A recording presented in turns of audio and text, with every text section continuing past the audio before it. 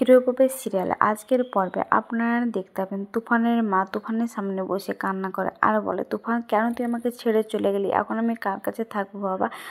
তুই তো আমার একমাত্র ভরসা ছিলি, তুই কেন এরকম করলি?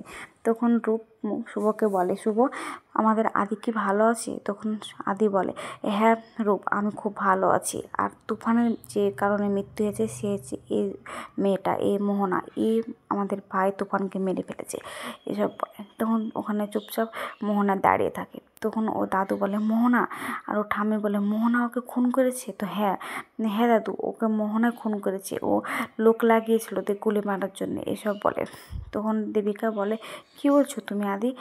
ও মেরে ফেলেছে মানে? আমি জানতাম ওই এই কাজ করতে পারে, কারণ আমার তুফান আমাকে বলেছে যে ওকে একবার জেলে পাঠিয়েছিল, ও খুব খারাপ, কিন্তু আমি ওকে নিজে হাতে শাস্তি দেব, আমি ওকে ছাড়বো না এইসব বলে আর কান্নাকাটি করতে থাকে। এদিকে ওর ঠাম্মি বলে, একটু চুপ করো, তুমি নিজেকে সামলাও। তখন রূপ বলে, আদি আমাদেরকে একটু ঘটনাটা খুলে বলতো কি হয়েছিল? তখন আদি বলে যে আমি এই বাড়ি থেকে যখন বেরিয়ে যাই বিধ্বস্ত অবস্থায় আমি রাস্তায় ঘুরে বেড়াচ্ছিলাম, তখন আমার তুফানের সঙ্গে দেখা হয় আর সেখানে গিয়ে আমি বসি আর তুফান আমাকে বারবার করে বোঝায় যে ওই বাড়িতে ফিরে যাও, আর তখন তুফান আমাকে ওই বাড়ির জন্য ফিরিয়ে দেয়। আমি রাস্তায় হাঁটছিলাম, হাঁটতে হাঁটতে দেখি যে শুভ ওখানে বসে যায়। শুভ আমাকে ডাকে রাস্তার উপর থেকে, আমি শুভর দিকে তাকাই, আমি শুভর কাছে যাওয়ার চেষ্টা করি, তখনই ঠিক একটা গাড়ি আসে আর গাড়িটা এসে একটা গুলি মারে। কিন্তু শুভ বারবার করে আমাকে বোঝাতে চায় যে ওখান থেকে সরে যেতে, কিন্তু আমি কিছুতেই বুঝতে পারি না ওই আলো ছটাতে। ঠিক তখনই গুলির একটা আওয়াজ পায় আর তুফান এসে আমাকে এক ধাক্কা দিয়ে রাস্তায় ফেলে দেয়। কিছুক্ষণ পরে আমি জ্ঞান ফিরলে দেখি যে তুফান আমার বুকের উপর শুয়ে আছে। তখন তুফানকে নিচে নামায় আর দেখি যে তুফান বিশাল অসুস্থ আর একটা মাদুলি নিয়ে বলছে, এটা মা তোমাকে দিয়েছিল, আরও হয়তো ওই মাদুলিটাই আমাকে দিতে এসেছিলো। আর তখন শুভ একটা গাড়ির জন্য চিৎকার করছে আর ঠিক তখনই তুফান ওই মাদুলিটা আমার হাতে দিয়ে ও শেষ নিঃশ্বাস ত্যাগ করে। আর শুভ তখন ওখানে ফিরে আসে আরও শুভ এসে বলে যে ও নেই আর মারা গেছে, এসব বলে।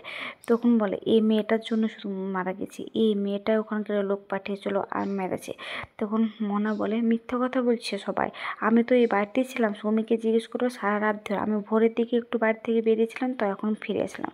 তখন শুভ বলে যে, মোহনা তুমি আর কত মিথ্যে কথা বলবা? এটা তো তোমার আগে থেকেই প্ল্যান ছিল, তাই তো সেদিন তুমি আমাকে সাদা থাম দিয়েছিলে নাকি? আমি জানি, আর তুমি মিথ্যে কথা বলি কি আমরা বিশ্বাস করে নেবো যে তুমি কি করেছো আর করনি? তখন দেবিকা বলে যে এই মোহনায় আমার ছেলেকে মেরেছে, না পুলিশ ওকে কী শাস্তি দেবে আমি জানি না, পুলিশ হয়তো ওকে এসে নিয়ে চলে যাবে, আবার ও ছাড় পড়ে যাবে, কিন্তু না, আমার মায়ের শাস্তি ইচ্ছে আমি নিজেই দেবো, আমার মন ওই শাস্তি মানবে না, তাই নিজের হাতে ওকে আমি শাস্তিটা দিতে চাই।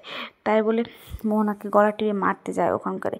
ঠিক তখন ওখানে আকাশ সেন আসে আর এদিকে শুভকে বলছে ওর মেজ কাকিমণি, শুভ তুই সামলা, তুই পারবি একমাত্র সামলাতে, আর কেউ পারবে না। তখন শুভ যায় বলে, কাকিমা ওকে ছেড়ে দিন, আপনি নিজের হাতে আইন তুললেন না। তখন বলেন, না আমি ওকে মারবো, ও আমার তুফানকে মারতে গিয়েছিল না, ও আমাকে মেরে ফেলতো তবুও ভালো, কিন্তু ও কেন মারলো? ঠিক তখন সেখানে পুলক যায় আর বলে, দেবিকা ছাড়ো, দেবিকা ছাড়ো। তখনও কিছুতেই দেবিকা ছাড়ে না। তখন পুলক শুভর কাছে যায় আর বলে, শুভ তুই দেখ না একটু। তখন শুভ ওখানকার যায় আর বলে, কাকিমা ছাড়ুন, তা বলে যে না ছাড়বো না। ঠিক তখন সেখানে আকাশ সেন আসে আর বলে, ছাড়বে না মানে আমার বোনকে তোমরা খুন করতে চাইছো? তখন মোহনা বলে, হ্যাঁ দাদা, ওরা সবাই মিলে আমাকে গলা টিপে শেষ করতে চাইছে। তখন আকাশ সেন বলে, আপনারা কি ভুলে গেছেন যে আপনাদেরকে আমেরিকাতে কী অবস্থা করেছিলাম, আবার সে অবস্থা করতে হবে? ওরা নিয়ে তো নতুন, ওরা জানে না, কিন্তু আপনারা ভুলে গেলেন, এসব বলে। তখন শুভ বলে যে আপনিও কি ভুলে গেছিলেন যে শেষ মুহূর্তে জেলে কে গিয়েছিল? তা আপনার বোন মোহনাই কিন্তু জেলে কারেন্ট এনেছিল, আবার আপনার বোনকে আমি জেলে কারেন্ট টাপো, আমি কথা দিচ্ছি, তো এসব বলে।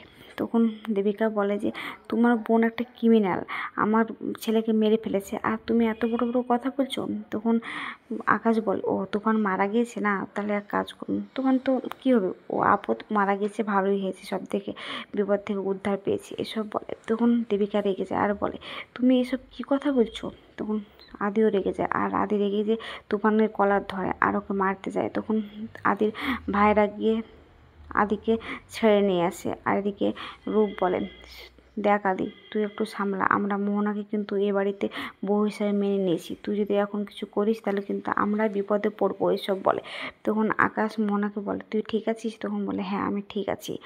তখন ও বলে ঠিক আছে। তখন দেবিকা ওর ছেলের কাছে আসে আর বসে আর বলে, তুফান তুই কেন এরকম করলি, আমাকে ছেড়ে কেন চলে গেলি, আমার তো শেষ ভরসা তুই ছিলি, আমি এখন কার কাছে থাকবো বাবা, তুই আমাকে একা করে দিয়ে চলে গেলি, আমাকে কেন নিয়ে গেলি না সঙ্গে করে, এসব বলে কান্না করে। তখন আদি দেবিকার কাছে আসে আর বসে, আমি পারলাম না গো তুফানকে বাঁচাতে, শেষ রক্ষা করতে, আমি আপনার ছেলের মতো হয়েই থাকবো, আপনার কোনো অযত্ন আমি হতে দেবো না, সারা জীবনের জন্য আমি আপনার দায়িত্ব নেব, এসব বলে। আর এদিকে পুলক ওখানে বলে মনে মনে যে আমি তোর প্রতি কোনো কর্তব্য করতে পারিনি বাবা, তোর হতভাগা বাবা, আমি অন্যায় করেছি। তখন সবার সামনে পুলক এসে হাত জোড় করে আর বলে, আমার কোনো কিছু বলার ভাষা নেই গো, আমি যেটাই বলবো এখন সেটাতেই আমি খারাপ হয়ে যাব, তাই বলছি আমাকে সবাই পারলে ক্ষমা করে দিও। তখন ওর বাবার কাছে যায় আর বাবাকে গিয়ে বলে, বাবা তুমি পারলে আমাকে ক্ষমা করে দিও, বলে সেখান থেকে চলে যায়। আদি তখন বলে, আমি আমার ভাইকে সসম্মানে এই বাড়ি থেকে নিয়ে যাব, ওর যোগ্যতা অনুসারে আমি এখান থেকে নিয়ে যাব। তখন ঋদ্ধি বলে, শুভ তুই একটু সামলা ওদেরকে, এবার আমাদেরকে তুফানকে নিয়ে কিন্তু যেতে হবে। তখন শুভ বলে ঠিক আছে আমি দেখছি, এসব বলে। তখন আদি বলে, কাকিমা আপনি একদম কান্না করবেন না, আমি আছি তো, এসব বলে। তখন আবারও দেবিকা বলে, তুফান তুই ভালো থাকিস, যেখানে থাকিস না কেন, পরের জন্মে তুই আবার আমার কোল আলো করে আসিস। তো আজকের পর্বটা কেমন হয়েছে, ভালো লাগলে কমেন্টে